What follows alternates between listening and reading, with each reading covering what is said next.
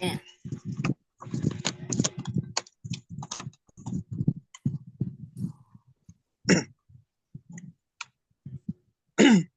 Ang isa pa po sa magandang example nito, itong circumcision sa panahon ng Book of Acts, di ba? Kasi sa mga Judaizers, mga Hudyo, para sa kanila, ang circumcision, yan yung holiness and righteousness nila. Dahil dyan, may mga Judaizer na pumunta sa Galatia, ipinangaral yan, circumcision. Maraming na-deceive. Dahil dyan, sinabi ni Paul sa Galatians 5:2 na, Behold, Paul say unto you that if ye be circumcised, Christ shall profit you nothing.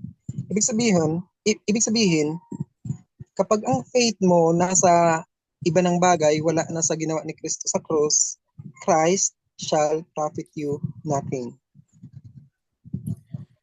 Dahil nga, kung babalikan natin, during the Old Testament times, no, ibinigay itong utos kay Abraham, no? Nagpatuloy kay Moses na para tanggapin ko kayo bilang matuwid, you have to be circumcised. So ito yung basihan ng katuwiran ng mga Hudyo noon. Na kaya nga si Jesus, 'di ba? All of the Jews before, after birth, within 8 days or on the 8 days, no? Pagkasilang pa lang, talagang sinicircumcise na because ito yung basihan, tanda ng kanilang pagiging matuwid, a sign of their righteousness. Ngayon, ito din yung binabalikan ng mga Kristiyano na mga taga-Galacia, mga Judaizers. Actually, hindi sila Kristiyano, tama ba? They are Judaizers na binabalikan nila yung Old Testament way of being right or righteous in the sight of God. Na binabaliwala nila or pinapawalang halaga nila yung kamatayan ni Kristo sa krus na sinasabi sa Romans chapter 3 verse 25 na dapat ang ating pananampalataya, no, faith in His blood to declare His righteousness, no, for God to declare us as righteous, our faith must be in the blood of Jesus. That's why kaya nga sabi ni Paul, 'di ba, kay Abraham na Abraham believed God and it was accounted for him as righteousness. So righteousness is not something that we do in our body, something that we do with our hands, but it is something that we believe. Amen. Kasi sabi John, righteousness is by faith, and more specifically faith in Christ and what He did. So ito yung posisyon natin. Our righteous position, iba po yung condition of the heart, no? Ang condition of the heart meaning kailangan tayong baguhin ng Panginoon araw-araw. But our righteous position, yung right standing, proper standing natin sa Panginoon, walang iba kundi ang ating pananampalataya kay Kristo sa kamatayan niya sa krus, yung dugo na nabubo na siyang nagbigay sa atin ng katuwiran. Kaya nga, sabi doon kung hindi yan yung katuwiran mo, walang kabuluhan sa iyo si Kristo. Christ shall profit you nothing. Kasi hindi naman yung ino-honor ng God the Father 'Di ba? Hindi yan yung klaseng katuwiran. So, if we are going to apply it, of course, hindi naman na circumcision yung tinuturing nating katuwiran Marami ngayon sa ating in this modern Christianity, iba-iba na yung itinuturing na katuwiran, 'di ba? Yung pagsimba, pag-ikapo, nagpapagamit sa Panginoon, bugbog sa ministry, marami kang ministries na ginagawa or meron kang posisyon sa church minsan, yun na yung inaakala natin na right standing. That's why pagpapalain tayo ng Panginoon. That's why pakikinggan ng ating mga panalangin. Di ba? Bagamat kailangan po nating gawin yon, but that is not the kind of righteousness that God will honor. It's only through the shed blood of Jesus, the cleansing of the blood of Jesus na siyang nagbigay sa atin ng kapatawaran, kalinisan, at pagpapawalang sala. Anong sabi sa Romans chapter 5 verse 9? You have been justified by the blood. Pinawalang sala daw tayo ng dugo ni Kristo. So, dahil pinawalang sala tayo, doon na maibabalot sa atin yung righteous position, no, ng Panginoon. Naka-mute ka na naman, Christian. Ay, sorry. Tsaka malinaw po na sinabi dyan, dito sa Romans 3:21, na ang righteousness na yan is apart from the law. Ibig sabihin, apart from our works. That's right. Simply because that's gift of righteousness, sabi sa Romans 5:17. Hindi niya sinabi sa Philippians 3:9 na sabi ni Paul, ang righteousness kong ito ngayon ay hindi bunga ng pagsunod ko sa kautusan, kundi regalo ng Diyos sa akin dahil sa pananampalataya. Amen. That's right. And itong righteous position na to is kailangan natin to sa ating pagdulog sa Panginoon araw-araw. Amen. Kailangan natin to para pakinggan ang ating mga panalangin. 'Di ba? Yun ang sabi ni James, 'di ba? Sa James chapter 5 verse 16, the prayer of a righteous man is powerful and effective. Ngayon, ano yung itinuturing mo katuwiran? Yung ginagawa mo ba? Yung pagsunod mo ba sa kautusan o yung ginawa ni Kristo? So, meron tayong options.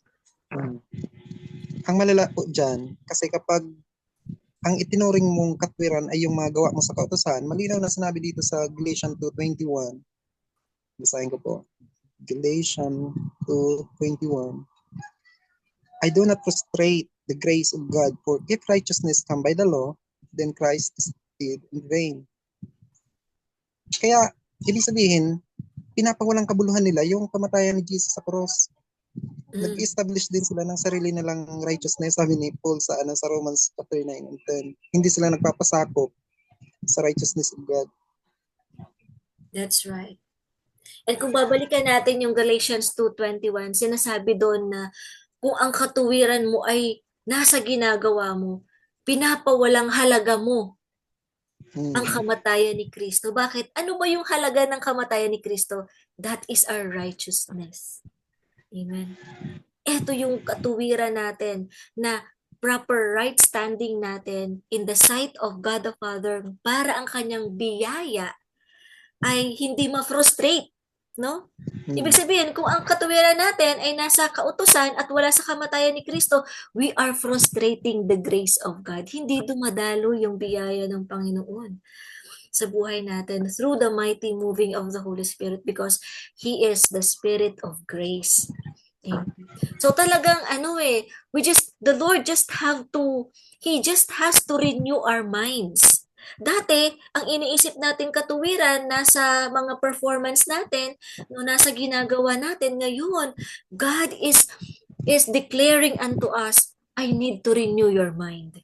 Babaguhin ko ang kaisipan mo. Wala sa ginagawa mo, wala sa kabutihan mo, bagamat kailangan mong maging mabuti, bagamat kailangan mong gawin ang mga bagay na kailangan mong gawin, pero wala dyan ang katuwiran mo. Nasa ginawa ko. Yun ang panampalatayanan mo. Yun ang... Tsaka malinaw po dito sa binasa natin sa Galatians 2:21 na ang grace of God bumubuhos lang siya sa cross of Christ, wala sa anumang bagay. Amen. Ang That's righteousness bumubuhos lang din sa magitan ng pananampalataya sa ginawa ni Kristo sa cross, wala sa anumang bagay. Romans 5:21? Sinabi mo ba? Galatians 2:21. Okay. Actually, ganun din sa Romans 5:21 Romans 5:21, grace reigns through righteousness. Naghahari daw ang biyaya ng Panginoon sa katuwiran. Katuwiran na hindi bunga ng iyong sariling pagpapagal, kundi sa ginawang pagpapagal ni Kristo sa krus. So yan ang kailangan nating tanggapin, no? Mm. Our obedience. Lord, naniniwala ako. Ay, ano ba yung sumusunod ako, 'di ba? That's our obedience. Our obedience is to the faith.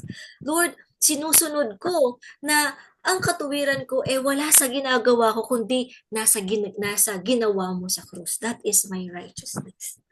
At doon daw po Kasi malayang nakakapagtrabaho ang Espiritu Santo. We need the lahat ng working. paniniwala, lahat pong Yes, paniniwala na hindi nakadepende sa ginawa ni Kristo sa krus ay self-righteousness yan. that's right. Kinukonclude kagad yan ng Diyos Mm, as self-righteousness. that's right. And it is something that God will never honor. Yun din yung sinabi ni Isaiah, di ba? Sa Isaiah 64 verse 6, di ba? All of our righteousnesses are as filthy rags. So, yung mga bagay daw na inaakala natin na ginagawa natin bilang katuwiran sa paningin ng Panginoon mga maduduming basahan.